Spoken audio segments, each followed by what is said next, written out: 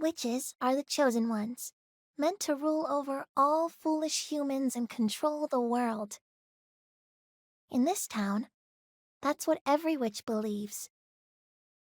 That's why my mother, who was born a witch, is revered by the whole town. My three elder sisters are also idolized for being the daughters of such a special witch. It goes without saying that one day I'll follow in my mother and sister's footsteps and...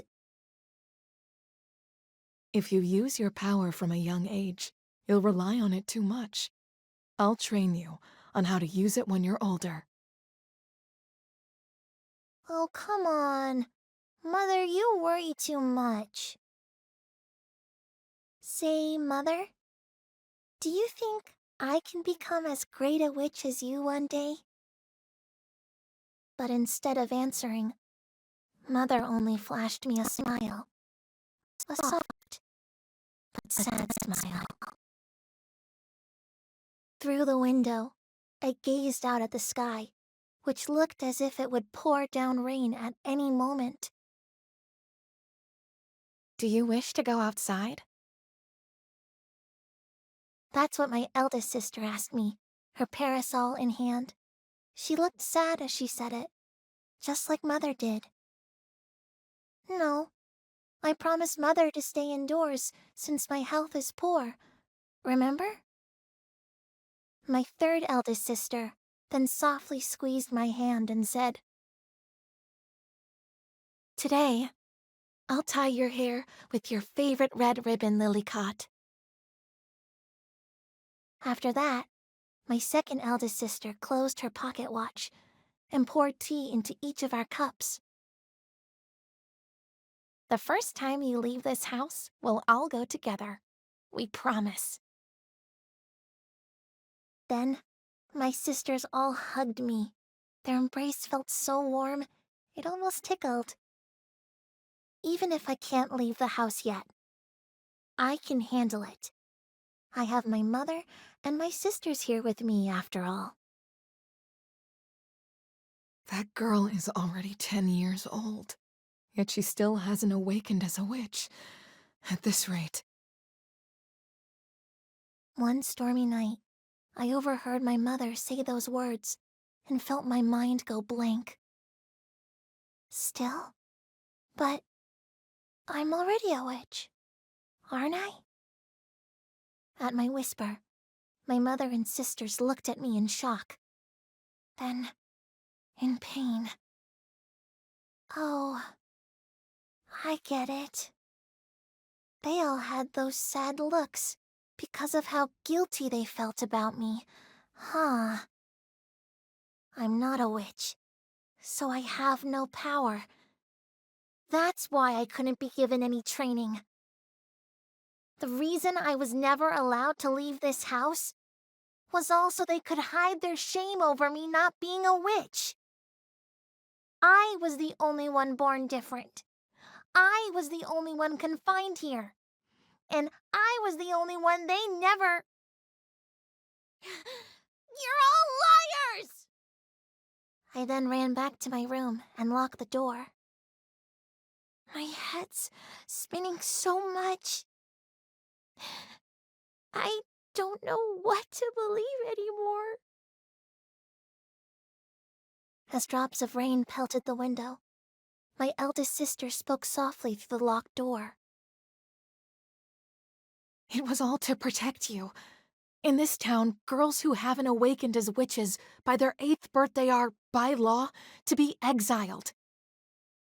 If the townspeople found out about you, they would surely come to take you away. For a young girl like you to survive alone in the world outside is... No. Your discovery could lead to much worse than that. That's why we...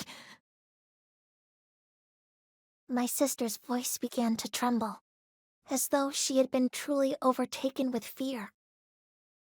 I've never heard her sound so rattled before. But just as I was hesitantly about to twist the door handle... So, there's a human here, is there? Besides my family's, that was the first witch's voice I had ever heard. Why do you keep up the witch hunt against children who fail to become witches? Breaking through the tension, Mother's voice rang out. What defines a human or witch is all but trivial. Look inside each of us. Surely we're all the same.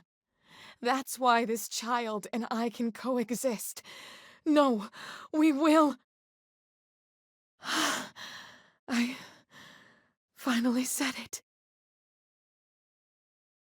Mother. She may not be a witch, but that girl is still our adorable little sister.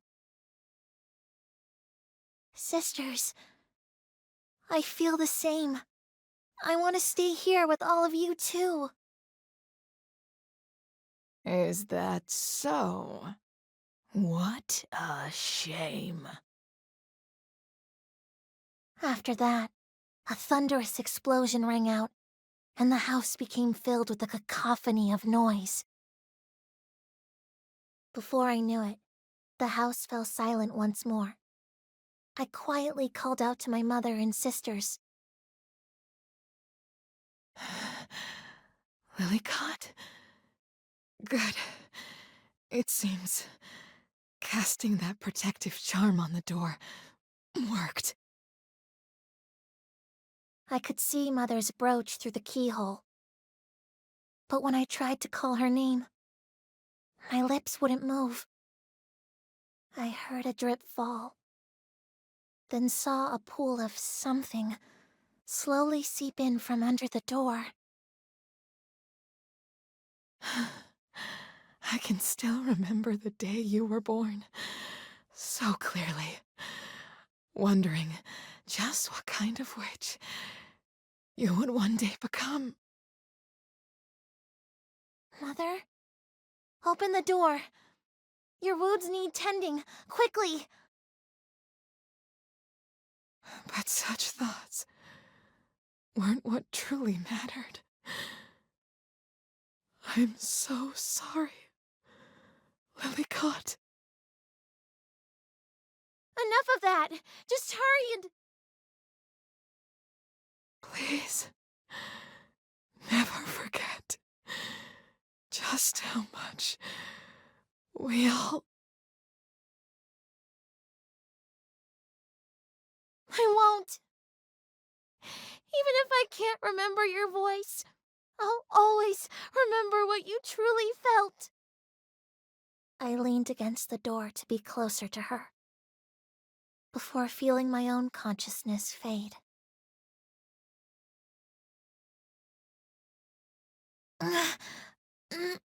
It's so bright. Is that you, Mother? When my puffy eyes finally focused, I saw a group of unfamiliar witches standing before me. It seems that this little witch survived. Little witch? Following their eyes, I suddenly saw several objects floating in the air beside me. They were a brooch, a parasol, a pocket watch, a ribbon. Each object, having lost its master, seemed to be calling out to me. We wanted to protect you. We wanted to be with you longer. These were my mother and sisters. There's no need to shed any tears for traitors who defend humans. If you have any pride as a witch, lift your head. Us witches are the chosen ones after all. The chosen ones? Don't make me laugh. A black, hot something began to bubble up within me.